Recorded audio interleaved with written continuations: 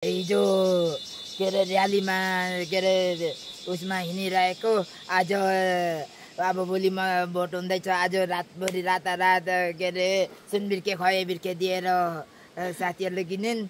हामी त अब त्यसो गर्नु सकेनौँ नि त, पैसा थिएन हैन। सिमरिके खया बिर्के अरे के हो यो सिमरिके भनेको चाहिँ?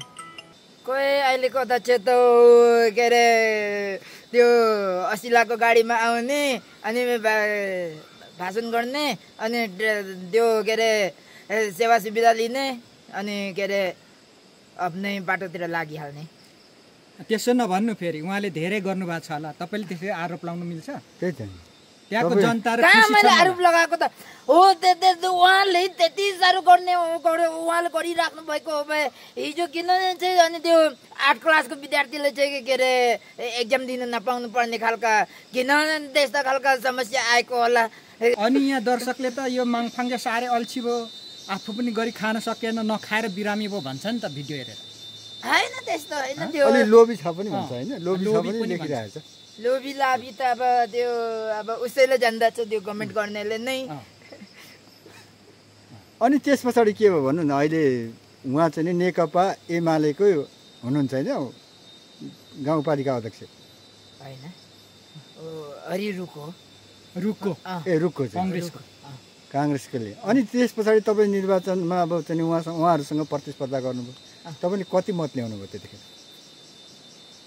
जम्मा जम्मी खसेको मत 8000 हो, त्यसको आधी घरलप्पै ल्याउनु पर्ने उसमा। तर त्यसमा विभिन्न खालका खेलहरू, विभिन्न खालका नाटकहरू, विभिन्न खालका आरोपहरू, विभिन्न खालका यातनाहरू भोग्दै भोग्दै आएर मैले 62 मत ल्याएँ।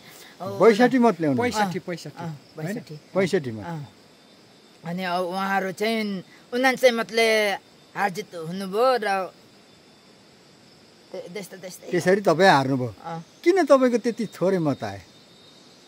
अब त्यहाँ तपाईँ असक्षम भएर हो क्या? अयोग्य भएर होला। अयोग्य चाहिँ भएर हो हैन। अनि गाउँपालिका अध्यक्ष तपाईँ यदि चलाउन सक्नुहुन्छ त? अब त्यो त भोलि टेबलमा पुग्दा थाहा हुन्छ। यदि तपाईँ त्यो ठाउँको अध्यक्ष भएको भए तपाईँ के गर्नुहुन्थ्यो सबभन्दा फर्स्टमा? सबभन्दा अगाडि त के अरे शिक्षा र दीक्षा हो। शिक्षा दीक्षालाई हेर्नुहुन्थ्यो? अनि शिक्षा दीक्षा, अनि त्यस पछाडि खाने पानी, त्यस पछाडि अनि त्यस्तै बाटो घाटो, अनि त्यस्तै खेल मैदानहरू, त्यस्तैको अभाव छ। त्यो चाहिँ तपाईँ अध्यक्ष भएको भए पुरा गर्नुहुन्थ्यो। अहिलेको अध्यक्षले पुरा गराएको छैन ती कुराहरू? कोही अहिलेको अध्यक्ष त के अरे त्यो असिलाको गाडीमा आउने अनि भाषण गर्ने अनि त्यो के अरे सेवा सुविधा लिने अनि के अरे आफ्नै बाटोतिर लागिहाल्ने। त्यसो नभन्नु फेरि, उहाँले धेरै गर्नुभएको छ होला, तपाईँले त्यसरी आरोप लगाउनु मिल्छ? त्यही त त्यहाँको जनता र कहाँ मैले आरोप लगाएको त हो? उहाँले त्यति साह्रो गर्ने उहाँले गरिराख्नु भएको हो भए हिजो किन चाहिँ अनि त्यो 8 क्लासको विद्यार्थीले चाहिँ के अरे एक्जाम दिन नपाउनु पर्ने खालका किन त्यस्ता खालका समस्या आएको होला। तर हुनु त के अरे त्यो कसको घरमा चामल छ छैन त्यो चाहिँ अब त्यति चाहिँ हेर्नु सकिन्न होला। तर कमसे कम अनि त्यो जन्म दर्ता नभएका विद्यार्थीले अनि एउटा जन्म दर्ता बनाइदिँदा के हुन्थ्यो र? के अरे हात बाँचिन्थ्यो र यी के अरे घरबार बिन्हुन्थ्यो। ए जन्म दर्ता बनाइदिएन? के भएर बनाइदिएन? अर्कै पार्टीको भएर त्यो हो? अब यता के अरे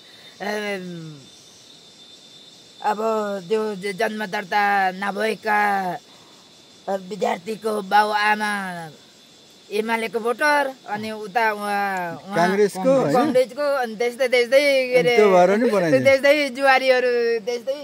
यो आरोप नलाउनुहोस् है, त्यस्तै यो आरोप जस्तो लाग्दैछ मलाई। कसरी चाहिँ आरोप हो? भोलि त्यसो भने आज जाउँ भन्दाखेरि किन तपाईँ मान्नु भएन? भोलि गएर चाहिँ त्यो समस्या तपाईँ स्वयंले चाहिँ भोलि देख्नुभयो भने होइन यो कुरो चाहिँ नि भोलि उहाँ गएर तपाईँ चाहिँ पालिका अध्यक्षसँग कुरा राख्न सक्नुहुन्छ? म यो कुरो फेरि पालिका अध्यक्षलाई गएर म सोध्छु, फेरि होइन भनौँ भने तपाईँ अनि को छ साँची को प्रमाण छ भने हामी देखाइदिन्छौँ तपाईँलाई। होइन त्यति साह्रो गर्ने हो भने त्यो विद्यार्थीले पनि गएर सोधौँ न त किनभने एक्जाम दिन नपाएको त्यो विद्यार्थीले सोधौँ त्यसको बुवा आमाले सोधौँ त्यसको बुवा आमा मर्या छैन त त्यो विद्यार्थी पनि त मर्या छैन त त्यो सबै सोधौँ न त त्यसो भने यो आरोप होइन सत्य कुरा हो सत्य कुरा होइन तर यो कुरा चाहिँ यस्तो हो के अरे गाउँपालिका अध्यक्ष भन्दा पनि वडा अध्यक्षले चाहिँ हेर्नुपर्ने हो तर वडा अध्यक्ष पनि त्यही खालको खोइ के त्यता त्यसरी नजाउँ अब राजनीतितर्फ नजाउँ अब तपाईँ पालिका अध्यक्ष भएको भए तपाईँले के गर्नुहुन्थ्यो त्यो बालबालिकालाई जसले चाहिँ नि उसको के नभएर भन्नुभयो जन्मदर्ता नभएर चाहिँ 8 कक्षाको परीक्षा दिनु पाएन होइन त अहिलेसम्म तपाईँ अध्यक्ष भएको भए के गर्नुहुन्थ्यो अब म स्वयं अध्यक्ष भएको भए चाहिँ तर अब सबै ठाउँमा त्यो अब उहाँको बुवा आमाले सोध्नु पर्यो यो कतिको मेरो हो कुन सालमा जन्मेको हो भनेर चाहिँ अब त्यो सोधी खोजी गरेर चाहिँ अब यता बनाइदिनु पर्ने थियो तर अब खोइ सोधी खोजी पनि छैन अब त्यो युवाको त भविष्य पो उज्यालो होला जस्तो म चाहिँ अब तपाईँ गएर आवाज उठाउने होला नि तपाईँ पनि भोलिको दावेदार गाउँपालिका अध्यक्ष हो अब 84मा त फेरि 84मा फेरि उठ्ने भन्दै हुनुहुन्थ्यो अस्ति उठ्ने कि नउठ्ने 84 बजासी अब सक्यो अब चाहिँ म असक्षम छु अयोग्य छु भन्ने थाहा भयो अब खोइ सक्षम असक्षम त अब त्यस्तै गाउँपालिकाको टेबलमा पुगेपछि त्यति सजिलो छैन भन्ने अब चाहिँ थाहा भयो होइन पहिल्यै थाहा भएको त्यो के अरे जवतरमै थाहा भएको एमाले कङ्ग्रेसहरू त्यो दुईजना फाइट खेल्दै मैले यस्तो हुँदो रहेछ भन्ने मैले थाहा पाएको त्यति बेला हुनुहुन्थ्यो मङ्गलसिंह किदेम अनि गणेश चङबाङ उहाँहरू दुईजना प्रतिस्पर्धी हुनुहुन्थ्यो अनि लास्टमा गएर चाहिँ मङ्गलसिंह किदेम अलिक के अरे डिप्रेसन जस्तोमा बढ्नुभयो धरै मतले हार्दा अनि आफ्नै गाउँको मतदाताले तपाईँले भोट काटिदिनु भएछ नि नजित्ने रहेछ नि होइन नि हो नि तपाईँको 65 मत चाहिँ उता थपिएको भए होइन त्यो त त्यतातिर थापिनु हुँदैन नि त अनि त्यतातिर किन थापिनु हुँदैन भन्दा आश कुमारले भोट काट्नको लागि उठायो भन्छ नि त कतिले होइन त्यस्तो होइन आश कुमार पैसामा बिक्यो भन्ने खालको सुनिन्छ अनि के गर्नुभयो तपाईँहरूले चाहिँ अब चुनाव ताका होइन अब अरू पार्टीहरूले त पुरा चाहिँ नि चुनावमा हिँड्ने र्यालीमा हिँड्नेलाई खुवाउने बस्ने व्यवस्था गरे हुन्छ तपाईँले के गर्नुभयो चाहिँ नि भोटरहरूलाई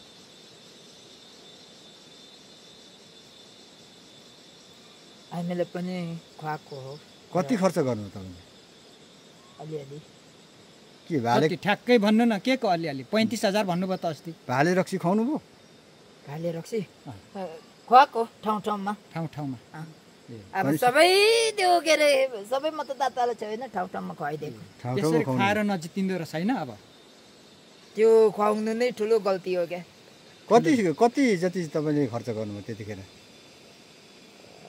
मैले त तपाईँले नभने तपाईँको पार्टीको नेतृत्व गर्नेले त तपाईँलाई खर्च दियो होला नि त यो चाहिँ यसरी खर्च गर है भनेर कति दिएको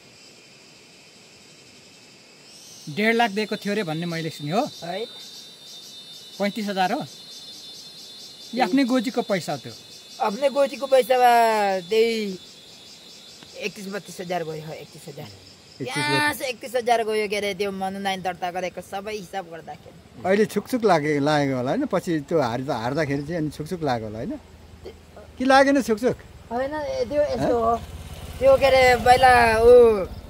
पहिला त्योभन्दा अगाडि मैले एउटा घटना भोगेको थिएँ सायद त्यो जस्तै पो होला भनेर सम्झेको थिएँ तर त्यो जुन मतदान गर्ने त्यो निर्वाचन आयोगभित्र गएपछि त खासै त्यस्तो भएन अब के अरे मलाई लाग्यो अब एकैचोटि अब त्यसरी जित्नु पनि राम्रो होइन अब के अरे जस्तो लाग्यो अनि यसो के अरे कति अब सङ्घीय लोकतान्त्रिक राष्ट्रिय मञ्चको मालिकको कार्यकर्ताहरू कति छन् भन्ने यसो अध्ययन गर्नुको लागि मात्रै गएको हो। त्यहाँ जितेर चाहिँ मैले यत्रो के अरे मिठो मसिनो खान्छु भनेर गएको पनि होइन।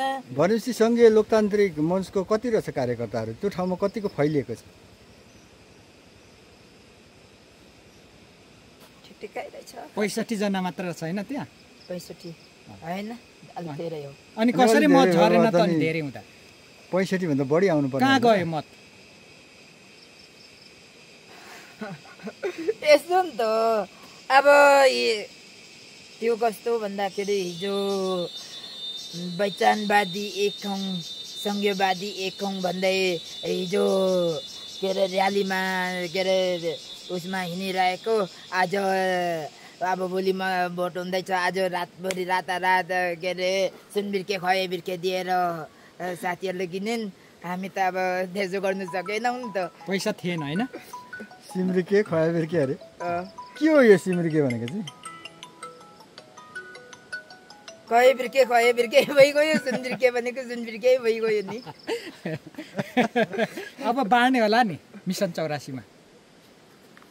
अब तपाईँले पनि बाँड्नु पर्यो क्या जित्नको लागि। त्यही बेलाको समयले देखाउँछ। अब म त खोइ खासै दाबी नगरौँ, इन्ट्रेस्ट छैन अब होइन त। एकैचोटिमा चेत खाइयो, अब गुवा भयो भनौँ न होइन। इन्ट्रेस्ट त अब गोलखाडी गयो नि एकैचोटिमा गोलखाडी गयो। अब त्यो 35,000 नउठाउने, जितेर त उठाउनु पर्यो होला त। होइन, त्यस्तो काम नगरौँ अब।